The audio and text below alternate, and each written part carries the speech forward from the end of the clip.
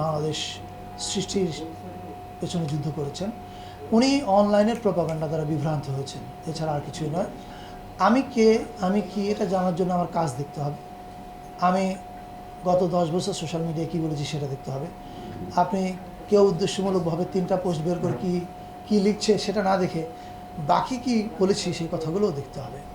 ফলে I don't think যে এইটাতে আমার রেসপন্ড করার প্রয়োজন আছে। আমি তো এখানে সোশ্যাল মিডিয়াকে রেসপন্ড করতে আসিনি, আমি মন্ত্রণালয়ে এসেছি কিছু কাজ করতে, অ্যান্ড হোপফুলি আমি কাজ করতে পারবো। আর ফ্যাসিস্টের বিরুদ্ধে তো ঝুঁকি নিয়ে আমরা 2018তেও চেষ্টা করেছিলাম, বোঝার চেষ্টা করছি সিপাহী জনতা আসলে, এটা তো বলা যায় না ভাই, আমি তো ফ্র্যাঙ্ক মানুষ, আমরা বোঝার চেষ্টা করেছিলাম যে সরকার পতন হবে কি না। আন্দোলন করছিলাম কিন্তু, পোস্টগুলো সবাই দেখবেন খেয়াল করে, হ্যাঁ আমি না, সবাই করছে বাংলাদেশের মানুষ। এবার তো আমরা সবাই অল আউটে গেছি, এর আগে অল আউটে যাইনি, কারণ আমরা পারিপার্শ্বিক বাস্তবতা বোঝার চেষ্টা করছিলাম যে এই আন্দোলনটাকে আমরা কত দূর নিতে পারবো। এটা আমরা কোটা আন্দোলনের চেষ্টা করেছি, নিরাপদ সড়ক আন্দোলনের চেষ্টা করেছি, সব জায়গায় চেষ্টা করেছি, এটা ইতিহাস ঘাটলে পাওয়া যাবে।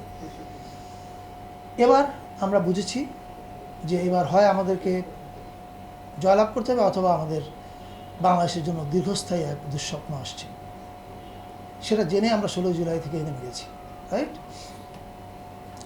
আর ফ্যাসিস্টের দোষর, হ্যাঁ বলতে পারেন, বলতে ভালো লাগতে পারে যারা বলছেন, কিন্তু আমি এমনই দোষর যে 2015 সালে একটা লেখা লিখেছিলাম কিন্তু এবং যদির খোঁজে, যখন শাহবাগীদের কারণে কিন্তু এবং যদি বলা নিষিদ্ধ ছিল।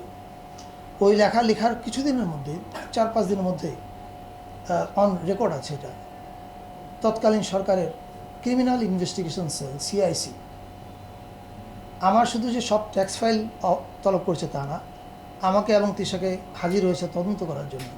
এখন বলতে পারেন আমি এটা কেন এতদিন বলিনি, বিকজ আমার প্রয়োজন নেই সিম্প্যাথি নেওয়ার। আপনি আজকে ফ্যাসিস্টের দোষর কিনা বলাতে বললাম, so this is what I had to face in 2015।